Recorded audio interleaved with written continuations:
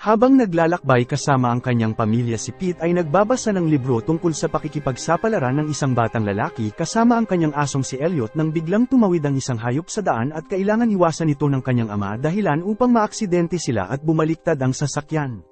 At siya lang ang nakaligtas. Kinuha ni Pete ang libro at inilagay ito sa kanyang bag at nagsimulang maglakad, ngunit ganap na napaligiran ng isang grupo ng mga lobo at habang malapit na itong lamunin isang dambuhalang dragon ang dumating at tinakot ang lahat ng hayop at iniligtas si Pete sa kapahamakan.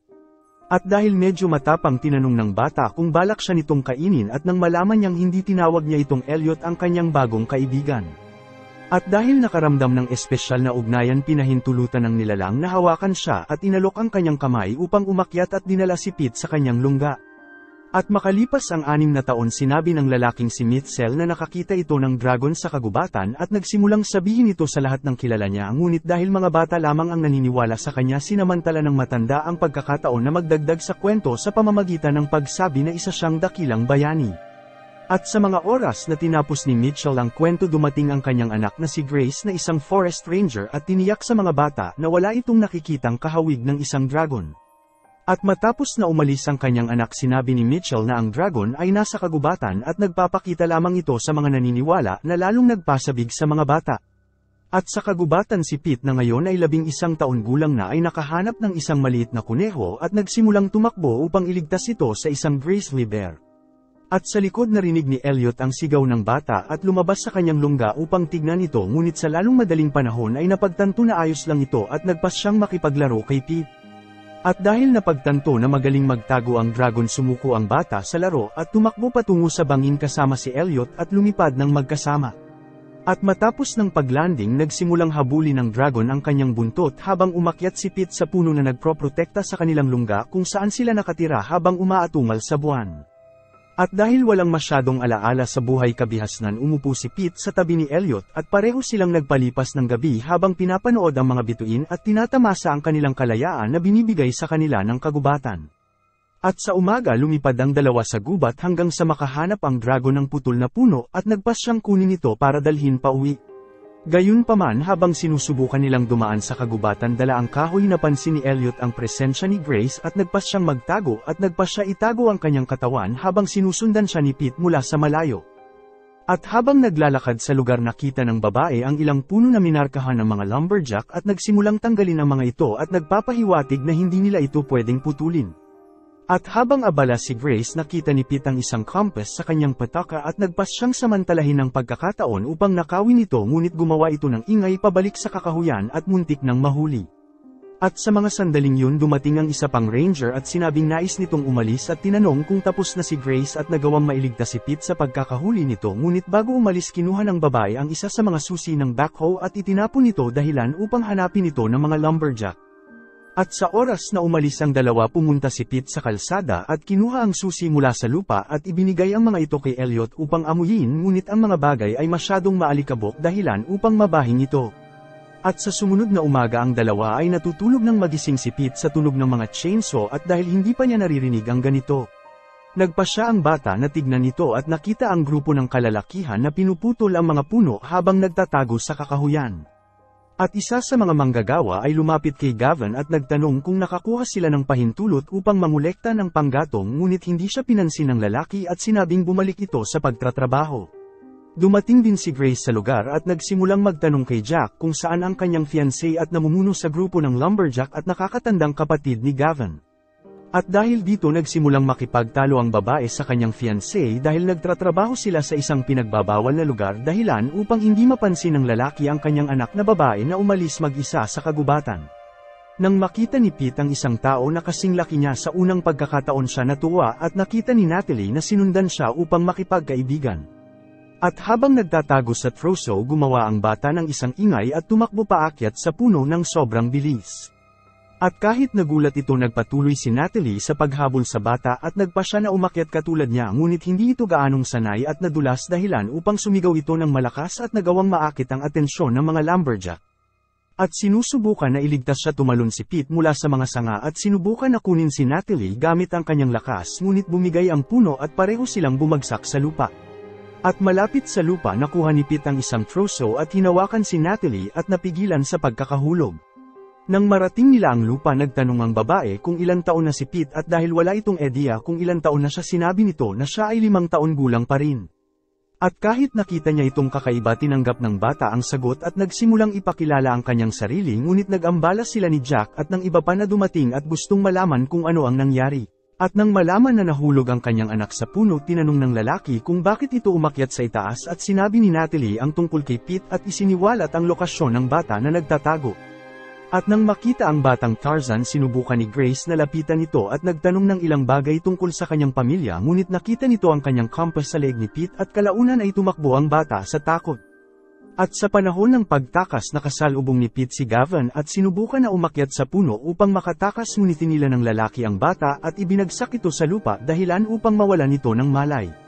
At sa mga sandaling yun nagising si Elliot sa tunog ng ingay at sinumulang sundan ang mga amoy ni Pete at nakita ang workstation ng mga lumberjack. At habang nakikinig sa pag-uusap ng mga tao narinig ni Elliot si Gavin na binanggit ang pangalan ni Pete at nagpas siyang sumandal sa isang puno upang makinig ng mabuti ngunit hindi nakayanan ng puno ang kanyang bigat at nauwi sa pagkakahulog at halos tamaan ang mga kalalakihan na napansin ang kanyang presensya at nagpas siyang tugisin siya. At sa masukal na gubat sinubukan ng nilalang na mag-camouflage habang ang mga kalalakihan ay huminto ng ilang kilometro upang sundan ang mga bakas ng paa nito ngunit dahil kaya ng nilalang maging invisible hindi rin nila ito nakita. At sa ospital nagising si Pete na medyo nalilito at nagsimulang marinig ang pag-uusap ni Grace at ng mga pulis sa labas ngunit sa lalong madaling panahon ay napagtanto na wala silang planong palayain siya at nagpas siyang tumakas at binuksan ang bintana habang sinubukan ni Natalie na pumasok sa silid. At dahil sa takot tumakbo ang bata sa kalsada at hinahanap si Elliot at nakasalubong nito ang isang aso na nagsimulang tumahol sa kanya ngunit hindi natakot si Pete at tumahol din ito pabalik hanggang sa natakot sa kanya ang aso. At ilang metro pa nakasalubong ng bata ang sasakyan ng pulis na sinusubukan siyang pigilan ngunit determinado si Pete na makabalik kay Elliot at sumakay sa isang dumaan na school bus at sumakay sa sasakyan. At mula sa itaas ng bus nakatingin si Pete sa horizon at sinusubukan na hanapin ang lokasyon ng kanilang lungga ngunit hindi niya ito makita at nagpas siyang tumalon sa bubong ng isa pang sasakyan at tumakbo sa isang dead end. Lumapit si Grace at nagawang pakalmahin siya at dinala ang batang lobo sa istasyon ng pulis sa sandaling tumigil ito sa kanyang pag-ungol. At matapos makipag-usap sa sheriff sumakay ang grupo sa sasakyan at nagsimulang dalhin si Pete sa kanilang bahay na may pananagutan sa pagpapanatili ng kaligtasan ng bata hanggang sa mahanap ang mga magulang nito. Ngunit hindi nag-aksaya ng oras ang bata at sinubukan na tumakbo sa kakahuyan sa sandaling ihinto ng babae ang sasakyan. Sinundan siya ni Grace at nagawang pigilan siya at nangako na kapag nagpakabait si Pete ay dadalhin siya nito sa kagubatan upang makita kung saan siya nakatira. At habang pinakilala ang bata sa kanyang pansamantalang pamilya si Gavin at ang kanyang tauhan ay naligaw sa kakahuyan at nagsimulang gumala ng walang pupuntahan hanggang sa matagpuan nila ang lungga ni Elliot. Kinuha ng lalaki ang kanyang flashlight at pumasok sa lugar upang mag-imbestiga at nakita ang libro ni Pete na nakalatag sa lupa ngunit nang makita nito ang bagay sa kamay ni Gavin. Nagalit si Elliot at nagpas siyang ibunyag ang kanyang sarili at inatake ang lalaki na nagsimulang tumakbo ng desperado patungo sa kanilang truck. At habang umakyat ang lahat pinaandar ng isa sa mga lalaki ang sasakyan at sinubukan patakbuhin ng mabilis ngunit inangat ni Elliot ang likuran ng sasakyan na pinigilan silang makaalis sa lugar. At dahil desperado kinuha ni Gavin ang kanyang baril at itinutok ito sa nilalang na nagawang kunin ang baril at nila ang lalaki at binali ang baril na parang papel. At dahil wala ng armas pinakita ni Elliot ang kanyang sarili at bumahing kay Gavin at nagmadaling bumalik sa sasakyan bago pa tumakbo ang kanyang mga tauhan sa labis na takot. At sa bahay ni Grace sinulan ni Pete na tuklasin ang sibilisasyon habang inaalam ng pamilya kung ano nangyari sa kanya. At sa kanilang investigasyon nakahanap ang pulis ng isang pahayag na sinasabi ang tungkol sa aksidente ng pamilya ni Pete at kinumpirma na ang magulang ng bata ay patay na at tumawag ng mga social worker upang dalhin ito sa ampunan kinaumagahan. Samantala nagsimulang hanapin ni Elliot ang amoy ni Pete hanggang sa marating nito ang ospital ngunit ang bata ay wala na doon kaya nawala nito ang pang-amoy sa bata. At sa mga sandaling ito nakita nito ang truck ni Gavin na dumaan at nagpas siyang sundan nito hanggang sa marating ang bahay ni Jack kung saan sinabi nito ang nangyari at humingi ng tulong upang harapin ang nilalang sa kagubatan. Ngunit hindi naniwala si Jack at tumanggi na pumunta sa gubat ng gabi na labis na ikinagalit ng nakakabata niyang kapatid.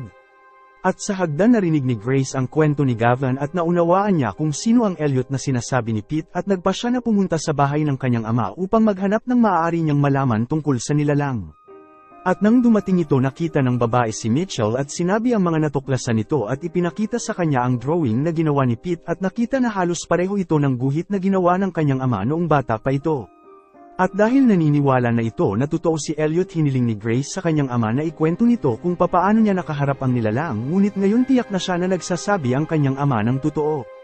At sa bahay ni Jack dumating si Elliot sa labas at narinig ang boses ni Pete at nakita na masaya itong kasama ang mga tao na nagparamdam sa kanya ng pagtataksil at lumipad pabalik sa kanyang lungga kung saan nagpalipas ito ng gabi na may sama ng loob.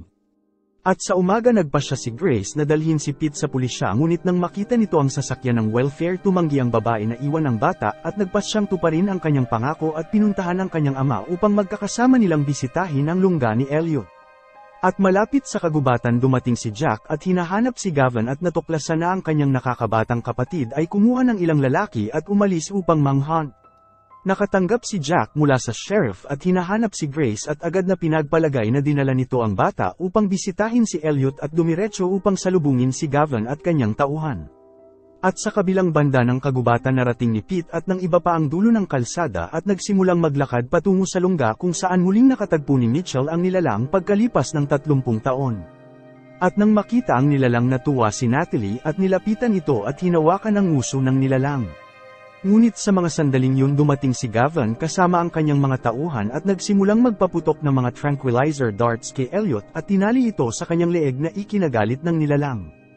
At upang ipagtanggol ang kanyang kaibigan kumuha si Pete ng kahoy at nagsimulang umatake sa mga lalaki at nagpilit kay Gavin na ilagay ito sa kanyang balikat at dinala ito papalayo. At sa mga puntong ito nagpasya si Elliot na tumakas at nagsimulang umakyat sa puno at lumipad sa kalangitan ngunit ang nilalang ay tuluyang nanghina dahil sa pampakalma at nahulog sa puno na promoprotekta sa kanyang lungga. At dahil sa tagumpay pumunta si Gavin sa lumber mill kung saan pinakita nito ang nilalang na tila parang isang tropeyo. At sa mga puntong ito dumating ang mga pulis sa lugar at parehong hinarap ni Jack at Gavin ang opisyal upang kausapin at nagbigay ng pagkakataon kay Pete at Natalie na pumasok sa shed at nagawang palayain si Elliot. At dahil napagtanto na paparating ang mga matatanda naglagay ang batang babae ng kahoy upang isara ang pinto at sinubukan na kumbinsihin ang dragon na lumipad ngunit dahil mahina pa ito inimungkahi ni Pete na manatili siyang invisible at naisip ni Gavin at ng iba pa na nakatakas ito sa kisame maliban kay Grace na napansin ang kanyang presensya at ikinulong sila sa loob. At sa oras na umalis ang mga lalaki si Pete at Natalie ay nagsimulang mag-isip ng paraan para makatakas ng lumitaw si Mitchell at nag-alok na imaneho ang truck at nagsilbing driver sa pagtakas ng nilalang at ng mga bata. Pinaandar ng tatay ni Grace ang truck at nagmaneho paalis at binangga ang pader ng shed at nagsimulang tumakas sa harapan ng lahat. Inutusan ni Gavin ang kanyang mga tauhan na simulan ang paghabol at tumakbo patungo sa kanyang truck ngunit kinuha ni Grace ang susi sa kanyang bulsa at itinapon ito at nagbigay ng oras kay Mitchell na makalayo. Gayunpaman ang mga pulis ay nasundan pa rin sila at humiling ng ilang tulong sa mga helicopter para sa paghabol. At habang nasa likuran dumaan si Gavin sa gilid ng kalsada at nag-overtake sa lahat at nilagpasan ang sasakyan ni Jack habang papalapit sa truck. At dahil napagtanto na ilang sandali na lamang bago sila mahuli hinikayat ni Pete si Elliot na lumipad dahilan upang subukan ng nilalang na tumayo at bumagsak sa lupa.